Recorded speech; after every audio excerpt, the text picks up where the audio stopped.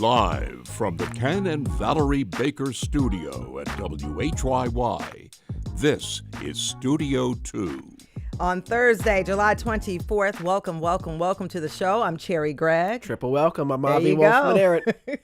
And today on the show, you probably know what inspired it. That kiss cam at a California Coldplay concert that captured a CEO and an HR executive in a telling embrace, followed by, dare I say it, a guilty reaction that created a viral moment that has since exploded into a public reckoning or discussion about infidelity. For days, people have been obsessed with this couple. The CEO has since resigned and deleted his X account. And, a lot of it is from the public shaming. And that video has been seen around the world, and it got us here at Studio 2 thinking about why cheating hits such a nerve, even when it doesn't really happen to us.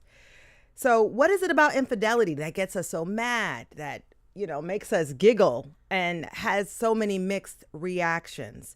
And so that's what we're going to talk about today. We're going to pull back the covers on modern infidelity. We're going to talk about what cheating looks like in 2025, why it happens, and whether a relationship can truly heal once the trust is broken. And let me just tell you, today is a listener engagement show. We want to hear from you. Our questions of the day are this: have you ever experienced infidelity in a relationship? And what counts as cheating to you? And if you've ever cheated, this is a safe space. You can also call, talk about the results of that experience and what you learned. The number is 888-477-9499. The email is studio2@whyy.org. And if you're watching on YouTube, keep those comments and those experiences. You can lay it all out in a live chat. And we're not going to do, hopefully, the TT haha version of this. No TT haha. Which is my way of encouraging folks who have gone through this, if you feel comfortable opening up about it. I think it could be useful for everybody. Of course, you can submit them anonymously as well, because we know it is really, really personal.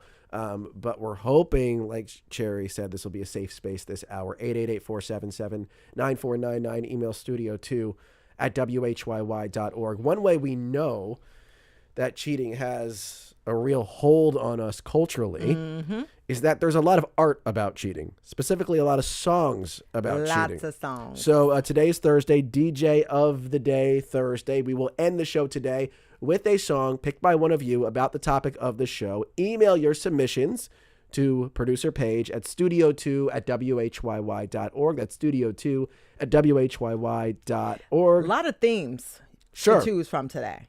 Yeah. Cheating, relationships, intimacy, etc. So studio2@whyy.org is the email. Before all that, let's get to our troika of local news stories, starting with this one that revolves around a site just down the street from us, Jerry. Yeah.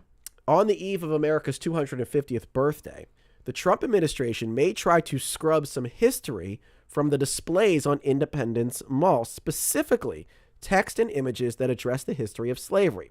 Earlier this year, President Trump told the National Park Service to flag any displays that, quote, inappropriately disparage Americans past or living, including persons living in colonial times.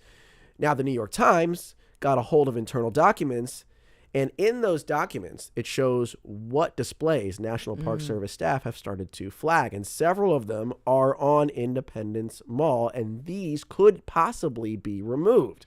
They include an exhibit on the site where George Washington lived as president, right next to the Liberty Bell display. This exhibit honors 9 enslaved people who Washington brought to Philadelphia from Mount Vernon, and parts of that have been flagged for review. And there's others that have been flagged as well. A lot of them, again, revolving around the topic of slavery. Yeah, I remember when I was a reporter, I covered some of the local efforts to make sure that perspectives, the lives, the contributions of enslaved people, and even women were included in American history, including at the President's House, which is one of the sites that is mentioned in this reporting. I also covered efforts to remove the name of slave owners or segregationists from buildings. And what sort of resonates with me is sort of the subjective nature of the scrutiny on both sides of the aisle, like how this topic has become so political. And I think what we all want as Americans is to sort of have a history that is reflective of everybody's What actually experiences. happened. Yeah, and what actually happened. So, I mean, we're all going to be watching this, and, it's just... I don't know. It's just, I remember those cultural moments. I know you do too, Avi, when it was this push and pull over the contents of actual American history.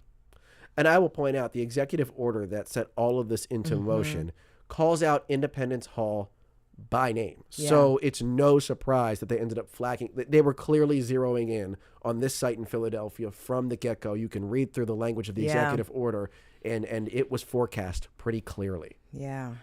Story number 2, a Pennsylvania senator is going to be soon introducing a bill that would create safety regulations around the use of electric scooters.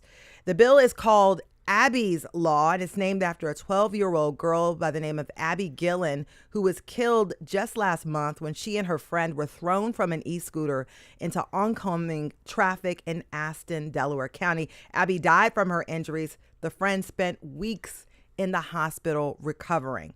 Abby's Law would regulate e-scooters as micro-mobility devices, that is, electronic devices that can go up to around 30 miles per hour. It would require helmets depending on age, and would also raise awareness about the safe operation of those devices. And by the way, the number and the sales of e-scooters have skyrocketed over the past few years, as has the number of injuries.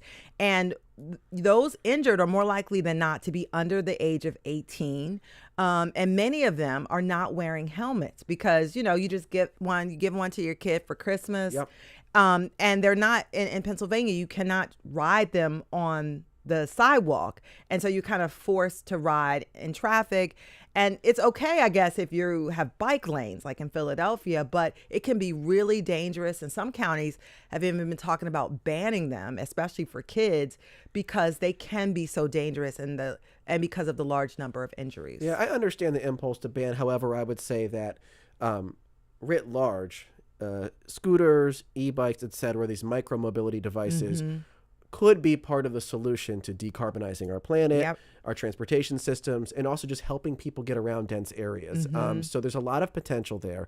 It does seem like the adoption of the technology is out ahead of the safety culture around them. And that's not surprising because, as you mentioned, the number of e-bikes and e-scooters has really risen dramatically in a short period of time. So I don't know about this specific law. I'll let people judge the merits of this specific law, but it does make sense to me to start to have a broader legislative and cultural conversation about how these are used. Because, like I said, there's a lot of potential with them too. And cars are certainly not blameless in this scenario. So I caution against going straight to the ban because there's a lot of potential here too, and it can be a helpful way for people to get around. And I think people, if you just get a helmet, talk about safety, and people tend to drink more on these types of devices. So it's just like certain precautions you can take to keep people safe. Which includes limiting where cars can go and how cars can drive. Exactly. Speaking of cities, pollster YouGov recently asked Americans for their views about the country's major cities. The city viewed most favorably by Americans is Nashville, Tennessee. Nashville. According to this I poll. wonder why. But Philadelphia did all right. Okay. Philadelphia had a plus 22 net favorability rating in this poll, which was second in the Northeast, right behind Boston. Philly was one of the most popular cities among Democrats, plus 51 favorability. But here's what really surprised me, Cherry. Republicans actually had a net favorable view of Philadelphia. A little bit. I'm looking at the numbers. +4. I was surprised by that. I was genuinely surprised by that because Republicans were very negative about some other large cities like LA, Chicago, DC, Detroit, and Baltimore. Philly, Republicans seem at least lukewarm. So any thoughts on that or about this poll in general? I'm kicking it to you. I thought it was interesting. I mean, Philly, but we did a show recently where we included a topic of discussion about people having a favorable view of Philly. And we were very surprised at how that was much Philadelphians view of it. love this city. Yeah. So I guess I'm not really surprised that people on both sides of the aisle like Philadelphia. What do you think about Nashville being number one? I have never been to Nashville, but we're going this fall. And it was funny, before the show, I said, Avi, didn't you go to Nashville? And I thought you loved it. And your face was like, here's my review of Nashville. Okay, review. I went for the first time in December. Mm-hmm. Meh. MEH. It felt like a southern version of LA mixed with sort of the nightlife culture of Las Vegas. A lot of people go there to party, which is not really my thing. A lot of the people walking around are like 25 years old and look like they just stepped out of a catalog. They're clearly there to try to make it in something. And it's just not my scene. You didn't get the Nashville vibe. It's just not my scene. There were some nice things about it, and I do love the history of country music and the museum and all that stuff, but it wasn't my favorite city in the world, and I did not like the layout of it either. So I give it a meh. However, I'm curious what your favorite American city is outside of Philadelphia, because I have a strong take on this. Well, I had 3 that I listed: Atlanta, San Diego, and Austin, Texas. By the way, I will say they're all 3 liked by people on both sides of the aisle. Wonderful cities. My number 1 by a mile outside of Philly, New Orleans, Louisiana. Yeah, that is a great city. I love New Orleans. The food, is a great the city. Culture. Yes, it's touristy, but unlike Nashville, it also has character and history behind it. Yeah. Like there's a soul there. I love New Orleans. I could go to New Orleans Orleans is a great city. Over and over. It's one of the few American cities I would say that is actually unique. A lot of American cities are pretty alike. New Orleans is actually its own thing. And it has all the things: food, culture, history. Beautiful city. You're right. And so today, stick with us because we're going to be talking about infidelity. Have you ever experienced infidelity, and what counts as cheating to you? Studio 2 at WHYY.org. We'll be right back.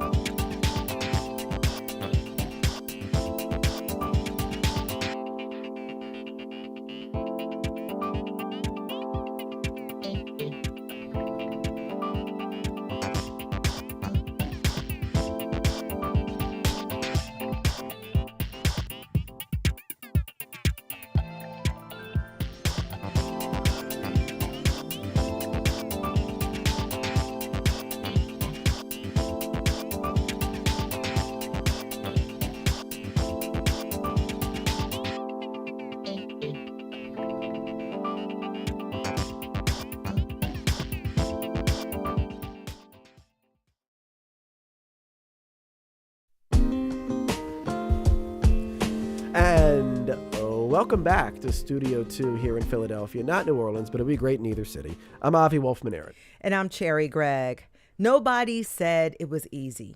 It's such a shame for us to part. Those words from Coldplay's Chris Martin capture the pain of a relationship as it frays.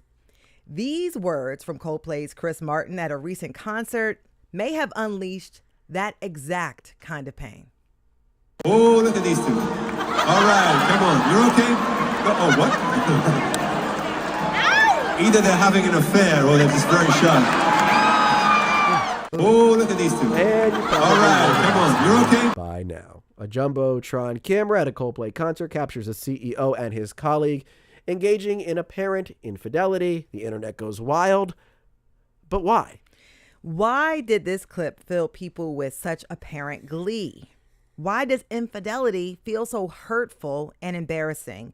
And what do we get wrong when we talk about cheating or when we try to work through it in a relationship? Well, let's ask the experts. Justin Laymiller joins us via Zoom. He is a senior research fellow at the Kinsey Institute and host of the podcast Sex and Psychology. Justin, great to have you. Hey, thanks for having me. And here in studio, let's welcome Shadeen Francis, marriage and family therapist and board-certified sex therapist. Hello, Shadeen. Hi, good to be here. Yes, and this is really a listener engagement show. So we want to encourage all of our listeners, whether you're listening at home or elsewhere, to call in and participate, join the conversation. Our questions of the day are this: have you ever experienced infidelity in a relationship? What counts as cheating to you? And if you have cheated, we'd love to hear about your experience and what you learned. The number is 888-477-9499. The email is studio2@whyy.org. And if you're watching on YouTube, put those comments in the live chat. All right, this is kind of a long comment from James, but I want to read it because it might help us set a different course than we might have otherwise gone down with this conversation. So here's what James had to say. I once was in a very long-term abusive relationship that carried on for nearly a decade, and I barely escaped from it both mentally and physically. Toward the end, I began cheating on my partner at the time to try to find an escape from the physical and emotional abuse. It eventually led me out of the abusive relationship and into a happy marriage and back to a stable life. I don't condone wanton cheating and infidelity, but in my situation, it saved me. So there's a lot more to this than maybe meets the eye for some. Let me backtrack to the Coldplay video that everyone's talking about with both of you, though, because like we're viewing that from our position as just like people on the internet. You guys are viewing it as professionals. So Shadeen, when you saw that start to circulate, where did your mind go? I immediately thought about our relationship to story and particularly horror. You know, why can't we look away from experiences like these? And that was one of the questions that's already come up. You know, why are we so fascinated with the inner workings of other people's lives, especially when it comes to something like an affair? And it does the same thing that any other good horror does, right? That there is some element of shadow that it's showing us. It's allowing us to confront our fears in some way. And for many people, this is one of the scariest things that could happen to you in a relationship. It's being betrayed, and now it's on a public forum. Wow, I love that because that's where our minds started to go on second and third day. But the fact that it happened to you immediately just shows, like, with people who think about this stuff, you know, you often have a more advanced understanding of it. And Justin, I'll get your same thoughts. Like, you see this video, it's going crazy. Everyone's making fun of it. Well, a lot of people are making fun of it. What were you thinking? Yeah, you know, I saw this video popping up in my social feed constantly, and at first I didn't really pay much attention to it, but after a few times seeing it, I was like, what is this all about?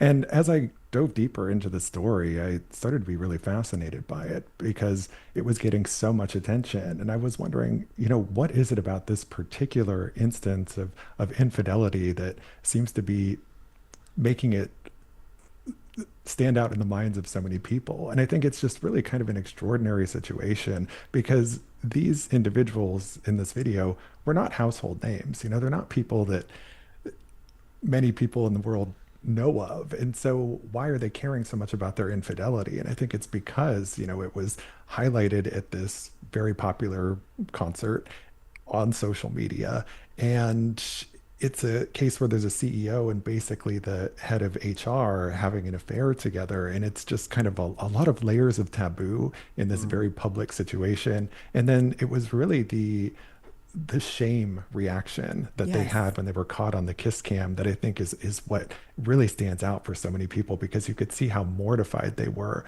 that this had happened. And I think that's what made it so captivating for the audience. And I think that's the part that stood out to me, this automatic shame that they both felt almost immediately together and tried to duck. And that actually what made it stand out to everybody even more. But I want to take a moment and just level set so that we all, you know, have a clear understanding when we talk about cheating, what we're talking about, because I feel like the rules of what infidelity means has sort of shifted now in the modern age.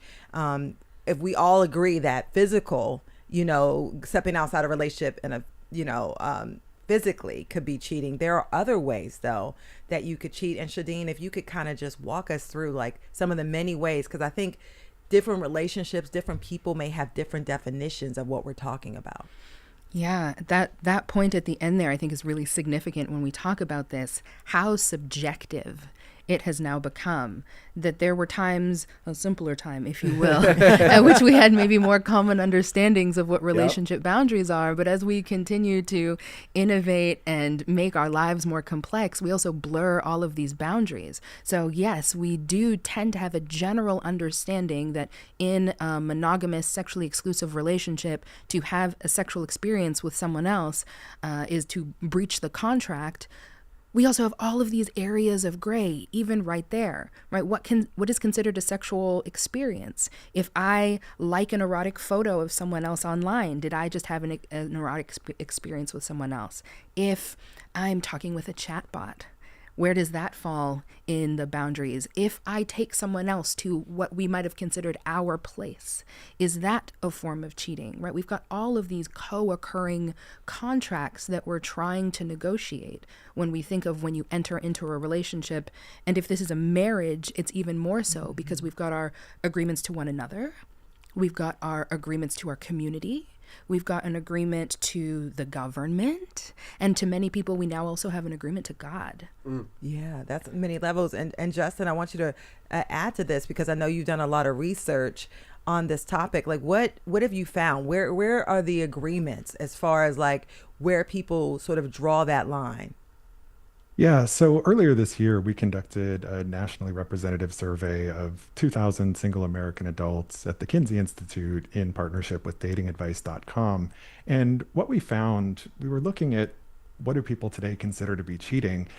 What we found there was that there is not 100% agreement on anything. You know, people largely agree that having a physical sexual interaction with somebody who's not your partner is cheating, but they also count a lot of things like developing an emotional attachment to somebody else, sharing secrets with another person, right? So emotional infidelity is a big thing.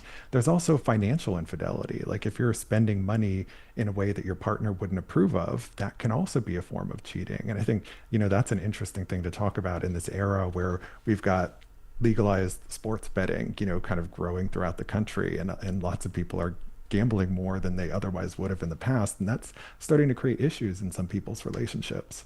I think in the survey, 28% of respondents said sharing secrets with someone else counts as infidelity. That 28% is not an insignificant number. No. So it's a little bit all over the place. And I think my sense is it's just getting more complicated with technology, with chatbots, with AI, with whatever else, whatever technological advancement you want to throw out there. But still at the core of it, there is something about this particular betrayal that just feels different. And I want to get, you kind of started to talk about that, Shadeen, in your first answer, that there's something, there's lots of ways to betray someone.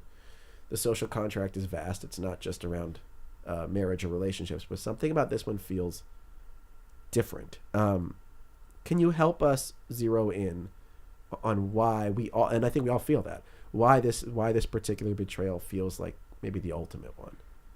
Yeah. So we have cultural scripts around this, right? That when we see or hear of someone cheating, there is a huge public outcry. And so we internalize that. But I think the thing that is honest to what people are feeling is that it wounds us on a number of different levels, right? That we think about the emotional piece. I trusted you. And our relationships also help us see and understand ourselves in some way. For example, like it's hard to know that you're a generous person if there's no one for you to play that out with. Yeah.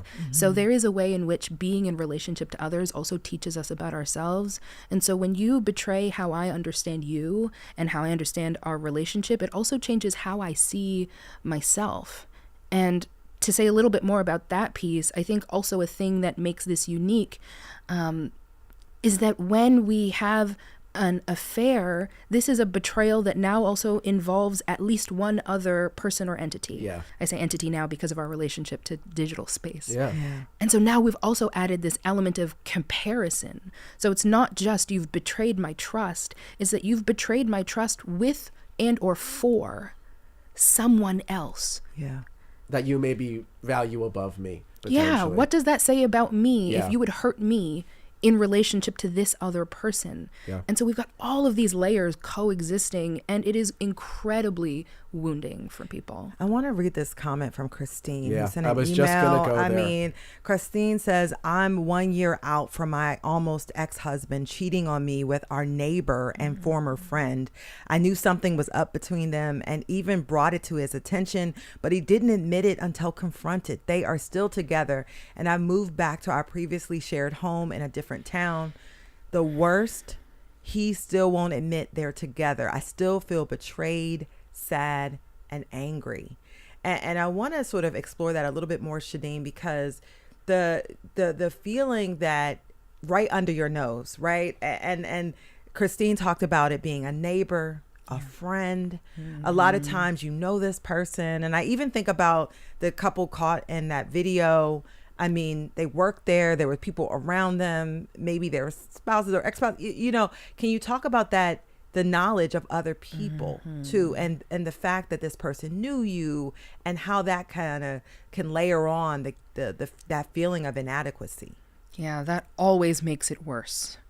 Right? That as much as when harm happens to us, we want more information about like what happened and who was involved. The more details we have, quite often they don't help us. And when it is someone we knew on the other side of this betrayal, now I'm being betrayed by multiple people, right? Most people feel differently when it was a stranger, someone who had no connection to me. There's sort of this sense of a different kind of social contract. Like, yes, we have our views about marriage and relationships and boundaries, but when you know me personally and you would still engage in this way, right? That it feels like, I wasn't just betrayed by my spouse or my partner. I was also betrayed by my friend, by my peers, by my community, by people who maybe have been in my home, by people who I have relationships with or might need to in the future. And so this wounding is magnified and is more public. Yeah. And the public nature really spilled over with this particular incident because it went mega public. And a lot of people have an issue with that in our comments. Penny on YouTube says, I find the reactions and continued chatter about it mean-spirited. Mind your business. An anonymous listener says, it is so devastating to me that the wrong spouses are not being more thoughtfully considered in the ribald, pithy jokes and memes poking fun at the cheaters. Yes, there is a degree of humor in the shock factor of being publicly outed, but I feel like the fact that 2 family units were devastated in one fell swoop is being lost in the glee of our rubbernecking. Well put. Justin Laymiller, maybe there's not really a great way to answer this, but we have been talking about what happened and our reaction to it in the context of society, and I think we're sort of saying American society under our breaths without really saying it. Are there differences among countries, among cultures, in the way like the public would view cheating or infidelity, or is this kind of an open question research-wise? Yeah, I mean, there's certainly some research cross-culturally looking at sexual attitudes and also looking at infidelity. And we do see there is quite a bit of variability. You know, it's going to vary based upon factors like the level of religiosity within a given country in terms of the degree to which infidelity is seen as kind of being a major transgression or not. So in countries that do have a stronger percentage of the population that are religiously affiliated and hold values that infidelity is kind of this ultimate moral transgression, you're going to see, very negative attitudes toward it in that case. Huh, interesting. Yeah, and by the way, I want to encourage our listeners to call in and to email in. Thank you for folks who are sending in those emails. The questions of the day are this: have you ever experienced infidelity in a relationship? What counts as cheating to you? The number is 888-477-9499. The email is studio2@whyy.org. And if you're watching on YouTube, drop those comments in the live chat. Anthony emails, I have personally cheated in all my relationships I have been in. Even thinking I am monogamous and want that, I always tend to fail. In the moment, I have no bad feeling towards it other than hurting my partner. This has made me realize that I am better single so I don't hurt anyone else. And so, Shadeen, I want to kind of go into the mind of the person cheating, because we did think about because I saw some comments online and talked about, like, even they must be feeling the level of shame that they are bringing into their families and on their partners who don't know about this, being exposed in such a public way, having to leave their job. I mean, can you talk about what goes through people's minds when they do decide to breach that contract with their partner? Yeah, it's layers of things. And the other way that this question often comes up is like, why do people cheat? Why? Right? Why do this? And sometimes the rebuttal, especially from people who have been hurt, are like, why don't they just leave their partners? Like, if they want to be, out there in the world, like, leave us alone. And what is often happening, or the context of sort of the why, the best that we can distill amongst all of these, unique personal experiences, is that there is almost always an unmet need or an unexplored area of self or an appealing unknown met with opportunity. It is almost never like a premeditated plan. I am seeking to betray, or I am seeking to create harm, right? These are usually personal wrestlings. So I am dissatisfied, or I am curious, or there is something I am looking for within that no longer feels like I can figure it out here. Yeah. And so I try and find it out there. And sometimes that comes in the form of a person or a partner. Sometimes it's an experience. Sometimes it's a conversation. But it has breached whatever agreements we've explicitly or implicitly made. Yeah, I do wonder, do people tend to bring this up with their partner? And maybe, Justin, you can add to that. I mean, before you do that, do you even think about it, or does it just sort of happen? I'm just wondering. What's the it? Yeah. What's the it? Yeah. You're saying? No, I mean, is the I searching that you're talking about? Oh, the Shadeen, searching, got the it. searching that you're talking about. Is there thought before to say, hey, I'm looking for something, partner, let's discuss this, or does the infidelity just sort of happen and evolve down that space? I apologize for not being clear. I understand. Thank you for also clarifying that. And I want to invite Justin into this piece as well, because I'm curious if there is data to this. I'll speak sort of experientially. Yeah. That is protective, right, of your relationship. To say, hey, I'm feeling something, and including your partner in that. They don't have to figure it out for you, but at least letting them know, like, hey, something is shifting for me, or something is feeling not fulfilled in me, and I want you to know that. That is a way that we continue to hold accountability in our relationships, but also keep the other person involved. Because one of the biggest pain points of the betrayal is the secrecy. Let me read this comment from Janice, who says, I'm listening to your program right now and wondering perhaps that people aren't really obsessed with the Coldplay incident, but social media algorithms keep promoting it to us because scandal begets more attention. And perhaps by focusing on it today on your program, you're playing into that whole cycle. I think it's a possibility, right, Justin? We have to acknowledge that there is probably something to, like, just the way social media works. I think that you can't isolate that as the sole cause. I think people clearly are interested in this. But I don't know if you have a take on that, Justin. Yeah, I mean, it's in part the algorithms promoting things that they know that people are going to watch. And once this gained so much traction initially, it just makes sense that it was going to continue to explode from there. But I want to go back to your previous question about infidelity and kind of like how this happens and plays out, because what we see in the research is that it's not a linear path and that it looks different for different people. In some relationships, we see that some people really try and work on the relationship first if there's a problem in it. And when that problem doesn't get addressed or solved, or they're not getting buy-in from their partner, sometimes that is what prompts cheating and infidelity.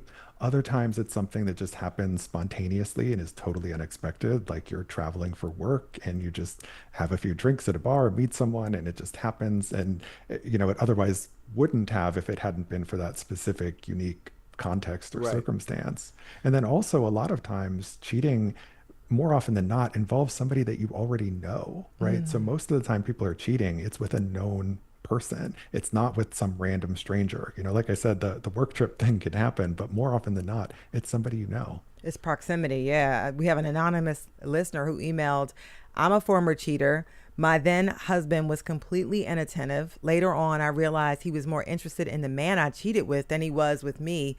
I know cheating is wrong. It's a betrayal of trust. And if there's no trust in a marriage, it won't last. I didn't realize he was still angry. Turns out he thought I was intimate with every man whose name I'd mentioned, even people at work that I didn't care for. So, wow. Yeah, I know. That's so interesting. And so we might not have time before the break to get all the way into this. But okay, we're acknowledging that sometimes people cheat because there's something fundamentally unsound in their relationship. There's a weakness there in the foundation. Okay. And it might even be that the other partner is really contributing quite a bit to the weakness in that foundation. But then you have to have the conversation with this cheated on person. Oh, no. And like, how do you actually do that without turning it on to them, being like, you got cheated on, and by the way, you're to blame for it? Like, I don't even know how you begin to have that conversation. We do have to say it for the other side of the break. Yeah. Well, let's just meditate on that for a second, because it still feels kind of unfair. But maybe there's a fair way to go about doing it, right?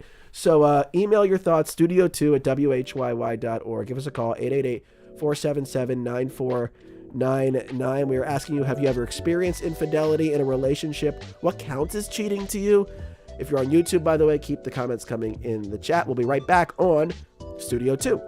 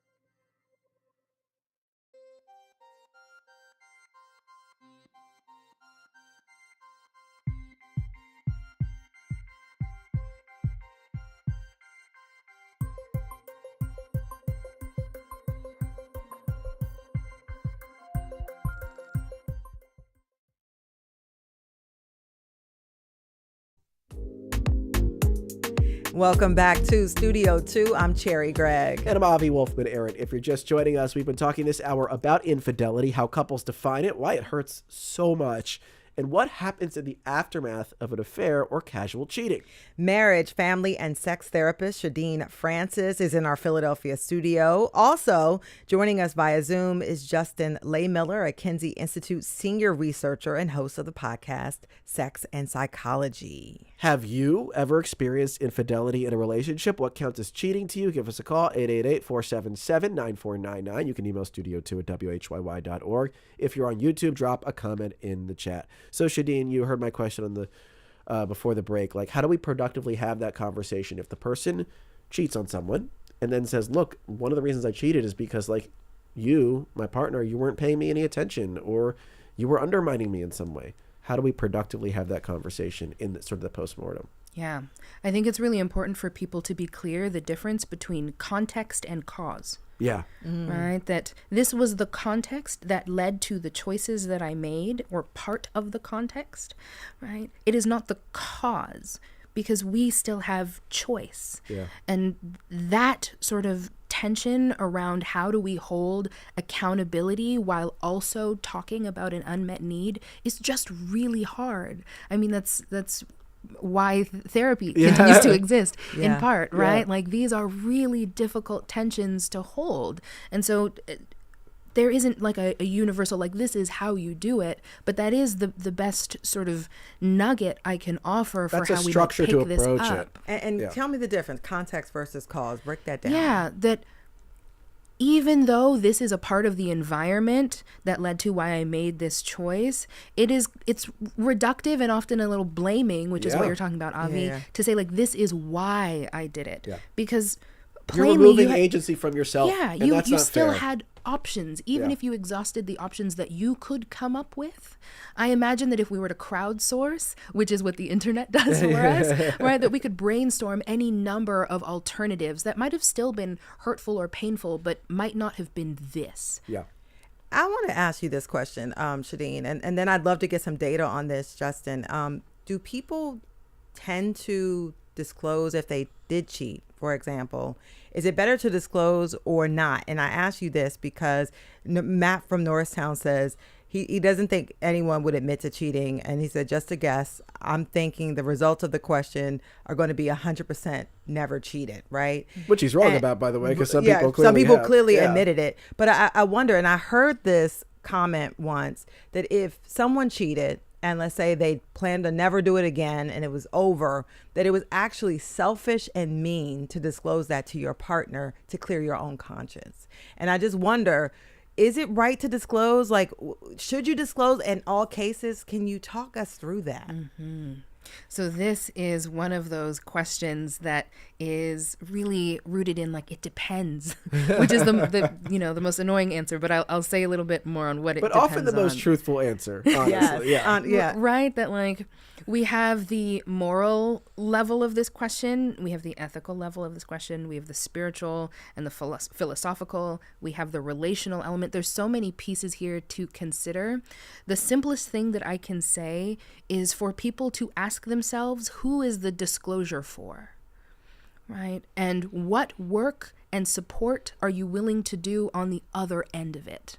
Right? I think people focus very much on the moment of the share and are not actually thinking about the surrounding pieces. So am I sharing this for myself, right? To clear my conscience, to, do some kind of repair on this relationship because I'm living without integrity or dishonestly, right? And how will I support my partner and my relationship in the repair on the other end? Am I doing this for them in some way? Yeah. And what makes me believe that this would help something, right? And that could be the right answer. I don't know what the right answer without knowing more of the story is, but I really want people to be intentional about their relationships as much as possible. That's well put. I want to read this comment from David.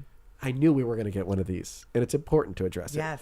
David says, cheating is probably common because monogamy is not natural to our species. A great ape in many ways, like the bonobo. Marriage is a manufactured custom and law that doesn't comport with our species' biological nature. That is, in some ways, the premise of White Lotus Season 2. And I won't spoil it all for you, but it kind of, this is the HBO show, and the second season, the conclusion you draw from the end is that actually monogamy may not be natural, and cheating can actually help heal a relationship because it becomes an outlet for people's frustrations and emotions. Justin, do you think there's any truth to that? That there actually, if you can work through it the right way and build the right level of trust, there can be something healing about an affair? Right. So it's a great question. And just to back up for 1 second, what do people who have cheated say that they have done in that case? Like, do they disclose it or not? We find in our Kinsey Institute research that about 1 in 5 people, men and women, say that they've cheated before. And the vast majority, 76%, said they tried to conceal it or hide it from their partner in some way, right? So people do try to keep this secret. But sometimes, despite their best efforts to keep it secret, it still comes out, right? And so what happens in the aftermath of an affair? And what we see in the data and research is that it's pretty split in terms of the outcomes, roughly 50-50 who are staying together versus breaking up.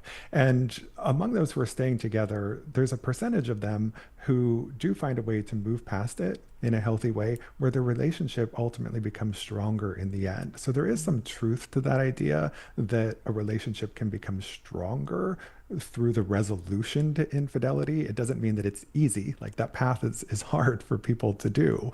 But if it results in improved communication in the relationship and getting on the same page about your values and building up and reestablishing trust and respect and intimacy and all those other things in your relationship, it can come out stronger through that trauma. I think about all the work that has to be done, but and I also think about that couple from the Coldplay concert and how public that was.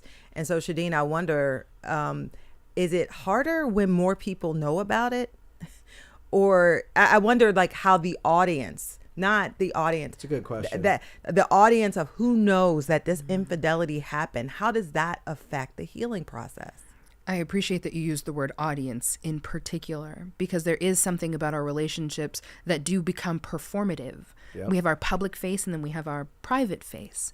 And if we have a supportive and encouraging audience, then it facilitates at least us continuing to do our best to do this project well, right?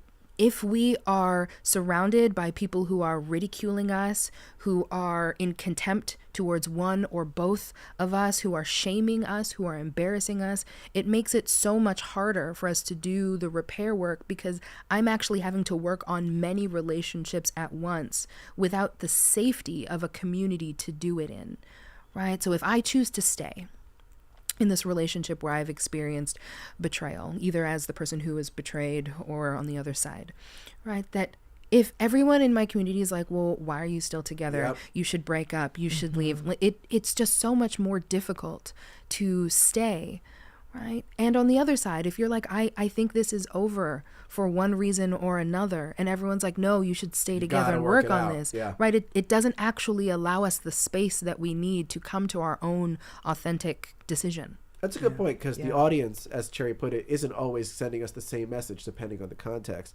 And it does, that impulse to save face must be so difficult to overcome for people if that pressure is really bearing down. I do want to talk a little bit more about something that we mentioned early on, Justin, which is all these different definitions of infidelity and cheating.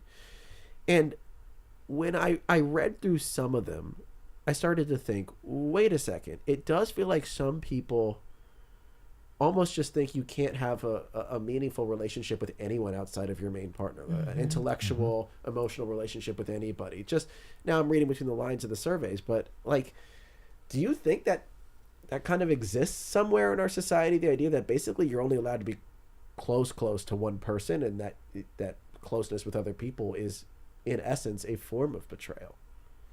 Yeah, I mean, our expectations for relationships and marriage have changed a lot over time. And the value, function, purpose of marriage has changed too. But in today's world, people are expecting their spouse to be everything to them, to be the best sexual partner that they ever have, to be their best friend, for their partner to meet any and all needs they're going to have. And that's a lot of expectation to put on one person. But it also means that when we're expecting so much of them, that if they do something like share a secret with somebody else, or spend time with somebody else, or follow an attractive person on social media, like suddenly all of these things can come to be seen as cheating. And I think as our world expands and technology becomes a bigger part of our everyday lives, we're just seeing that the definition of cheating continues to grow and expand, because more things become red lines that you can now cross that start to become perceived as betrayals in the relationship. And Justin, I have a follow-up for you, and it kind of relates to that last comment you read about non-monogamy. And I wonder how many people sort of exercise or decide to participate in ethical non-monogamy. Are people really sort of leaning there and making that a real option in their relationships? And is there drama if you decide to do that? Great question. So in nationally representative surveys, we see that about 1 in 5 adults in North America have been in a sexually open relationship at some point before, but only about 1 in 5 have done it at some point. 1 in 20 are currently in some type of non-monogamous relationship. So, lifetime experience, it's bigger than you think, but not that many people are currently in a consensually non-monogamous relationship. And what I can say based on the research and data is that there actually aren't any differences in relationship satisfaction between monogamous and consensually non-monogamous people. And I think it's because in any relationship structure, you're just trading one set of challenges for another, right? So yeah, there can be drama in non-monogamous relationships, but there can be a heck of a lot of drama in monogamous relationships too. So any relationship is challenging, whether it's open or not. And Shadeen, I always think I'm just not that evolved. Like, I'm not that evolved, because it seems like you have to, it takes a lot of communication and a lot of honesty to be able to navigate one of those non-monogamous relationships. I don't know if you've seen that in your work. Yes, that is true. And it's the same level of honesty and communication that we would actually benefit from in any level of intimate relationship, monogamous or otherwise. And that is some of the rub. The challenge is in a non-monogamous relationship, you have to do it more often with more people. And so as we think about even, the comment, I want to amplify, the sentiment that, oh, some of this is not natural. I really want to amplify like that felt sense of a lot of people around, like, this is so hard. This is so hard. Relationships, intimacy, building is so hard. And we don't actually have a good roadmap or framework for it. We have lots of rules and lots of expectations. And sure, we have high-level guidelines and frameworks, but our world continues to change and evolve at a pace that's so hard to keep up with. And so there's so many opportunities for disappointments and for betrayals, even when unintended. Yeah. And I wonder if this is an opportunity, though, for people in relationships. People saw this video and you say, hey, if you've never had the conversation about what cheating is in your relationship, or you haven't talked through some things, what would be a roadmap to have that conversation, Shadeen? Yeah. And this is part of why story is so good. And I think that's part of why we continue to, watch the car crash on the road or watch this video of the kiss cam. It's because it's also opening up cultural dialogue and maybe even relationship dialogue. What would you do? Here's what I would do. How do you feel about this? These external presentations are often safer, air quotes, entry points into what could be tender conversation, because many of us have had the experience of being betrayed. So this isn't always an easy thing to talk about in your relationship around how are you feeling? Are there things that we haven't talked about that we should? How would I know if you are dissatisfied? And where might you go? Right? That these are tender conversations, but they are important if we're saying that we want to maintain our own personal integrity, but also keep a level of transparency in our relationship that allows us to trust one another. Yeah. Akram says, as a gay man, I want to vent about how truly exhausting it was to find partners who were interested in monogamous relationships. It's almost a precursor to be okay with open relationships in 2025. So maybe something's changing. But as we start to wrap up here real quick, just like your guys' 30-second advice for what to do if you find yourself in this situation, whether you cheated or were cheated on, like sort of that first gut check thing to do as you try to move forward with your relationship and your life. I'll start with you, Justin, and then you, Shadeen, in 30 seconds each. Well, I wish that we would have these conversations before infidelity happened. Agreed. Okay. Good starting point. So in our survey, we asked people, do you think infidelity is preventable? And 80% said yes. And 60% said the best way to prevent infidelity is to have open communication in your relationship. So what I would like to say is, let's start just in relationships, normalizing. Let's define what cheating is, what our boundaries are, and get on the same page about that. Because if we never discuss these things, it just opens the door to bigger crises happening later on. Yeah. Shadeen? I will amplify all of that and add that in the immediate aftermath, what happens next is really important. And so if we need quick shorthand, I invite people to think about what they do in other kinds of crises around a wound, right? You stop the bleeding. So how do we pause right here, freeze frame here? We don't escalate or do a whole bunch of things. You stop for a moment. You clean the wound. So what's the mess here? And then we move into protection and healing. Yeah. Great advice. So I want to first thank our guest, Shadeen Francis, marriage and family therapist, board certified sex therapist. Shadeen, thanks so much for the time today. Thank you. And same to you, Justin Lay-Miller, senior research fellow at the Kinsey Institute and host of the podcast Sex and Psychology. Thanks so much, Justin.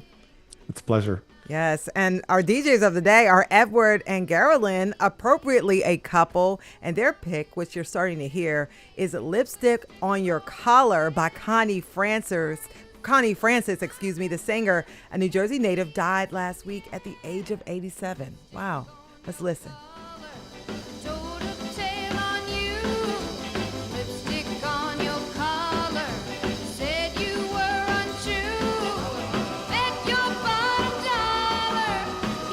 Studio 2 is produced by Debbie Builder, Paige Marie Vessler, and Andreas Kopes. Mike Schiffler is our visual producer. Diana Martinez and Tina Calicay engineer today's show. Our executive producer is Kevin McCory. Joan Isabella is our audio general manager. I am Avi Wolfman-Arendt. And I'm Cherry Gregg. Thanks for listening. Marty Moscow is in at noon tomorrow with The Connection. She'll be talking with poet Edward Hirsch, whose new memoir, My Childhood in Pieces, is about growing up in a complicated and colorful Midwestern Jewish family where comedy was a competitive sport. Interesting. And if you missed Studio 2 this week, you can, like our shows about self-driving cars and robo-taxis or the Jeffrey Epstein files, that was yesterday, you can listen wherever you get your podcasts, and be sure to rate and review while you're there. Coming up next on WHYY, it is Here and Now. See you next week.